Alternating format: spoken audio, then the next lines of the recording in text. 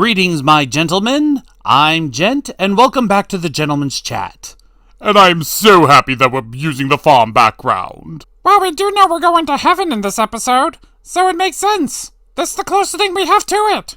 Well, not entirely true. We do have the cathedral background.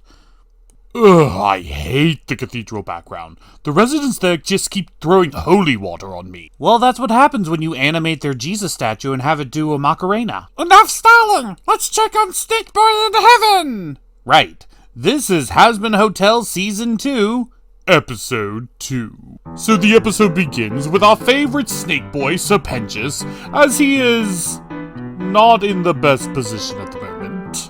Yeah, new sinner in heaven. How is that even possible? Angels are questioning, Emily is trying to do her best to think of the positives, while Lute is sulking with the negatives. And all of the higher angels are caught in the middle. Everything has been exposed. They knew that sinners could not get into heaven. They didn't know about the hidden extermination. But Serpentius' mere existence is turning everything they knew it didn't know on its head. And now everything is in question. And it's all Sarah's fault. But rather than accept the new truth, she doubles down on the old one. Because Serpentius could not possibly get into heaven on his own.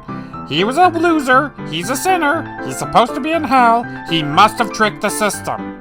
She does everything in her power to bargain this truth. She even starts blaming St. Peter for not guarding the gates properly. But he didn't let him in. Then maybe it was Lucifer Morningstar who helped him out.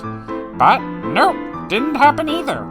Emily tries to say he's redeemed. The process worked. But she triples dog down. She doesn't want to believe that the system that worked for millennia, I would say timeless. I would say an eternity. Regardless, she wants answers. Unfortunately, Lute doesn't want answers, she wants action.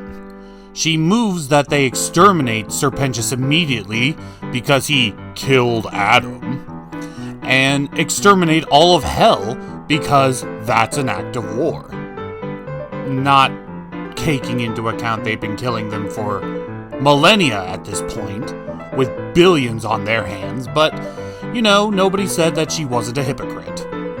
And then we get introduced to a new character named Abel, who is the direct son of Adam and is obviously the younger brother of the Cain and Abel story. And he says we should probably keep things on task. Let's talk about the snake. Sarah agrees and shows her eye boobies, and she looks like she's about to throw down with Serpentius right then and there to get the answer she wants. And then a miracle happens, as things get so heated that it takes a power even higher than Sarah to calm things down. As we get introduced to Hamna Hamna Hamna Hamna Hamna Hamna Hamna Hamna Hamna Hamna Hamna Hamna Hamna Hamna. I have so many questions! You know, I don't play this card often, but there are some who worship me as a deity. Deity? You work a night shift manager position at 10 Gents. Still makes me your boss, which means I can say put a cork in it while I'm trying to score with the pretty golden lady. As you decree, your royal highness. So Golden Mommy, Stop it, never. descends to Serpentius and asks him his name and his story. And when Serpentius asks who is this Golden Mommy, Seriously, stop it, no. she refers to herself as the voice of God, the speaker of God, the angel that's in charge of directing God's messages to the public. But this isn't about her. This is about him. And she wants to know what Serpentius' story is. And so Serpentius gives us a backstory. And we finally get our first look at Serpentius' human form and... Oh, DeviantArt's gonna blow up after this one. So apparently, Serpentius was so work-driven in life that he failed to make any real connections to anybody. So he just watched outside of his window pretending that he had real connections. It's the closest thing he had. But then one night, everything changed. As he's doing his usual peeping Tom, he notices a very beautiful woman. But that beautiful woman gets approached by a man and immediately stabs her to death. And Serpentius saw everything, and he even recognized the guy who did it as a client. But instead of obviously reporting him to the police, he did nothing. He let the guy go. Despite knowing what he did and knowing he could stop him, he didn't do anything. And that same man would go off and kill 5 more women, and he still didn't turn him in. He didn't know what stopped him, but he took that secret to his grave, and he felt guilty for all of it. Wait, so his original sin was not tattling on another sinner? Well, you know what they say, snitches get stitches, but I don't think that's hardly worth going down into the fiery pits. There's a lot of people online, on a side note, saying that that's Jack the Ripper. Yeah, that's not confirmed. But it's not disproven. But even after hearing his sins and what he did and didn't do, the speaker doesn't seem to judge him. She just wants him to continue telling his story, unbiasedly. And so Serpentius just exclaims he doesn't know how he ended up in heaven. He just knew that his friends were in danger, that his love was in danger, and he couldn't just stand idly by anymore. He had to act. And this redeemed his soul. Even Sarah recognized it after hearing his tale. And like a mother, she comforts Serpentius and welcomes him into heaven. Unfortunately, Lute isn't as convinced. But the speaker explains that because he was able to act this time to save the woman he loves, his friends, and perform the ultimate sacrifice, he was able to atone for his original sin. And that is what ultimately got him into heaven. And with that, he is no longer a sinner. He's a winner. But Lute isn't so enlightened, and she makes her case to the speaker that they should exterminate this soul immediately because he is hellborn and he was sent by the Princess of Darkness. But when she doesn't get any ground with her, she goes to Sarah, trying to argue the case that she knows full well the danger that hell poses. And wait a minute, hold on, I'm gonna stop you right there. Lute, wash your damn clothes! That is clearly a blood stain. Did you come in with that? And we know a month has passed. Did you just not wash your clothes? God damn, you a messy bitch. Attire aside, Sarah knows she's not wrong. As head of Heaven's exorcist army, As what? Hold up. Did Sarah not get approval from higher ups for the exterminations? Was the exorcist army formed behind God's back? Sarah, you know firsthand full-on blood angels were sent to hell for lesser crimes. On a side note, who wants to know and place bets on what Sarah's demonic fallen form is going to look like? that's not even funny. That's just morbid. But if Lute's entire universe wasn't shattered already, we also see that Abel, the not as intimidating son of Adam, is now the new head of the exorcist army. Not her! And we all know that was Emily's choice. And that was a good choice because Lute is losing it. She just cannot accept that her entire worldview has been mistaken. Like, look at the voice's face here. That is not the face of anger or sadness or surprise. That is the face of genuine concern for one of her children. But then when she starts being disrespected, that's when Sarah steps in and exclaims to Lute how things are going to go. Serpentius has been redeemed, somehow. So, he is now under the protection of heaven, just like any other soul. And she assigns Emily to watch him personally. Abel, the new head of the exorcist army, is putting all the angels on guard duty, and, well, everything is pretty much adjourned at that point. And Emily whisks our little snake boy away to do all types of heavenly crimes. Okay, so Serpentius is out of trouble and everything's good. Hooray! Well, unfortunately, everything is not hunky-dory. In fact, things couldn't be farther from hunky-dory, especially for Serpentius. Why is that? Well, I assume that because he's the first hellbound soul that made it into heaven, he's going to get very popular very quickly from loved ones and family and friends who are asking about people who didn't make it up if their loved ones are okay. He's about to become very popular very quickly. Well, unfortunately, even after the trial was completed and everything was sorted, Lute is still passionate about trying to change Sarah's mind. But when she mentioned that she talked to Lilith, this sends Sarah into a bit of a panicked rage. Sarah then proceeds to lay down the law. Lute isn't allowed to do any actions. She's not allowed to do anything. She's not allowed to go to hell. She's not allowed to kill anything. She's not allowed to do anything. No more blood is going to be spilled on Sarah's watch. And any act of aggression or anything that defies these orders will be seen as active treason. So, in other words, sit down, shut up, let's figure this out first. And Lute abides. For now. But clearly this ain't over. We then cut to the mysterious Lilith as Lute texts her that whatever deal they had, it's off for now. And Lilith doesn't really react. And then she gets a call from Charlie, which she immediately declines, and we see all the missed calls not only from Charlie, but also her husband, and all the text messages, and she just sets her phone down and walks away? Are you fucking kidding me? Okay, that does it. I've been holding my tongue on this for long enough. Lilith, you're a bad mom. There's no other way around it. I don't care what deal you made. I don't care what's going on. I don't care if it's self-sacrifice. You're a bad mom.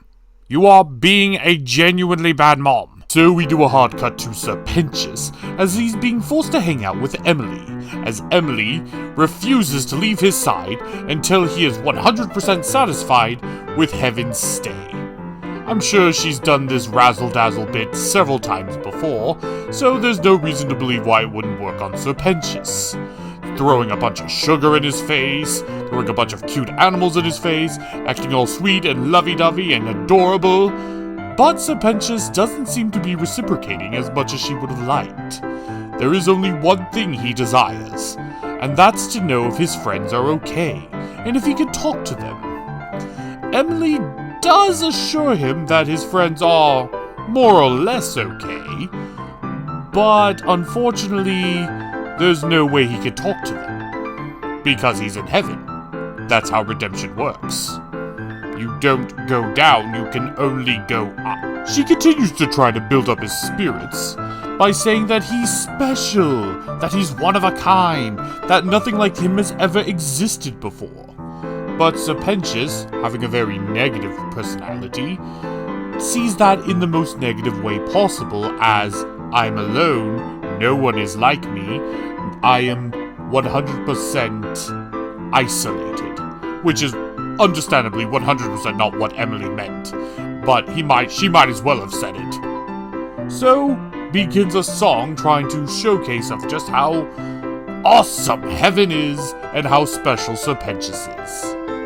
Now, I will say the song isn't bad. It's just not going in my top 5.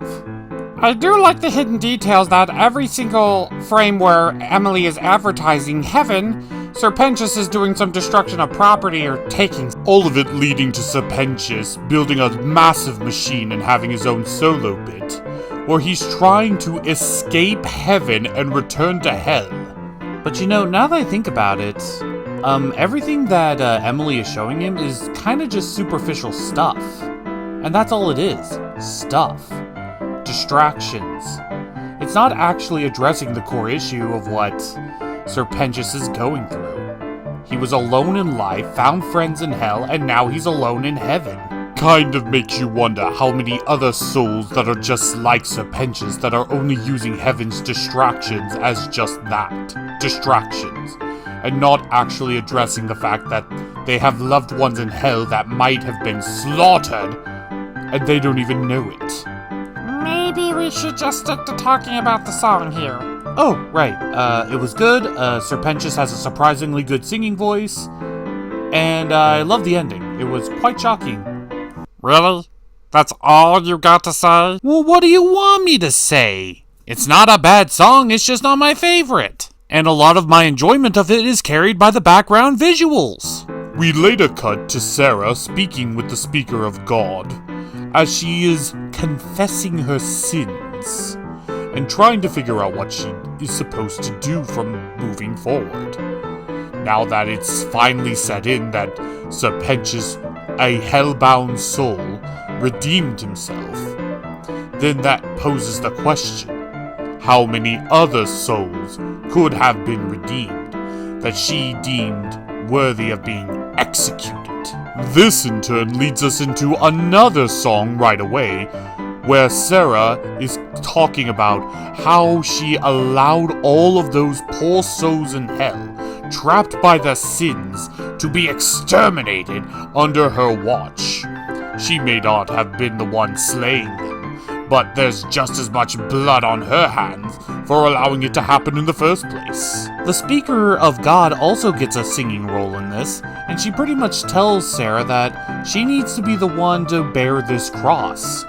This is not a mistake, this is a learning opportunity. Because you did it, you gotta live with it, so what are you going to do about it moving forward? And I gotta give this song credit. This song is Disney level in their Renaissance period quality. This song sounds like it just came straight out of the Hunchback of Notre Dame. That is a massive compliment on this channel. If anything, I wish the song was longer, but it's not longer because the previous song was already as long as it was. Goddamn, now I have to dislike that first song even more because we could have had a longer version of this one. This song could easily be a modern day Hellfire. And are we not going to talk about the visuals? I mean, the bloody eclipse moon, the absolute slaughter, and the blood covering Sarah.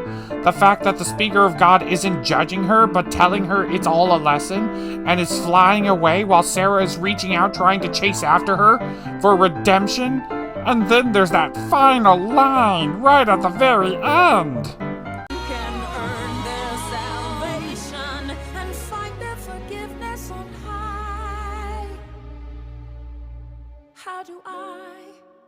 Okay, looks like I'm going to have to make a stop at the supermarket after this. Because this song took all of our glazing! We then cut to Lute, who is positively nettled. Well, pride do cometh before the fall, and she's one of the most prideful characters I've seen in the show. She lost her boyfriend, she lost the fight. She lost her arm, she lost her dignity, and her higher-ups aren't doing anything about it. They won't even hear her out. Yeah, now that I think about it, everybody is going through it this episode, but Lute is the odd one out because she doesn't have anyone to talk to about it. Well, almost. Wow, someone's menstruating. Adam? You're alive? I have so many questions! No, it's not Adam reincarnated. He's actually just a figment of her imagination. Her psychosis is coping so hard that she actually manifested her own version of Adam. Everything that she remembers him to be. Which is actually a pretty clever way to bring him back. Now, instead of acting as the main driving force of an antagonist, he's more the devil on the angel's shoulder. We then cut back to Sarah, who's having a war council meeting to discuss the new developments. Unfortunately, everybody rolled a nat 1 on intelligence. And again, they're still acting like hell is some kind of awesome, overpowered threat to them. But I reiterate my bouncer to the club analogy. they can't get in without redemption. And if they're redeemed, then they shouldn't have a problem. Then we do another cut to Serpentius and Emily. Emily is still trying her best to make Serpentius happy, and even compliments his current invention, a robo egg boy. This is when Serpentius asks, they also died on the Zeppelin with him, why aren't they in heaven? And Emily doesn't have an answer, because, once again, Serpentius is so unique. Well, Emily, seeing how much he longed for anything from his old life, uses her angelic abilities to summon a new batch of Egg Boy angels! Friend. I love them! I'll tolerate them! Hey, that's my exact reaction whenever I see somebody comment on my videos. It's true, even the negative comments.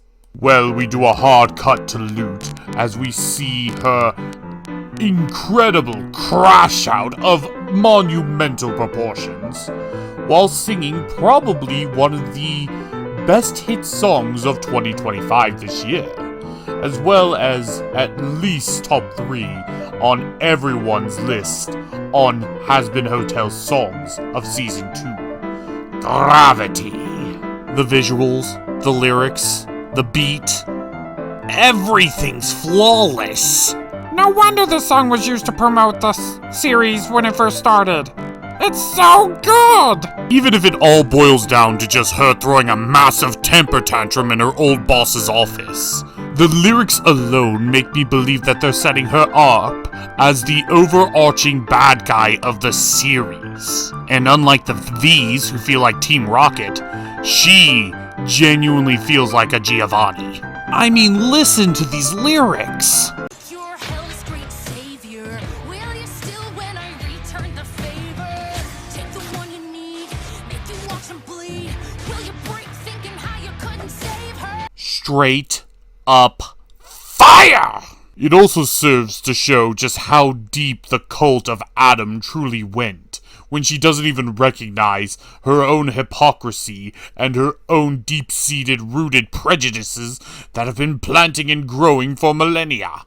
Well, the episode fairly comes to a close, with Serpentius and his egg boys finding a new apartment in a high-rise, and while incredibly creepy in some areas, it's incredibly sweet for how much Emily is working hard to keep him happy, and it's clear that the two of them have grown close.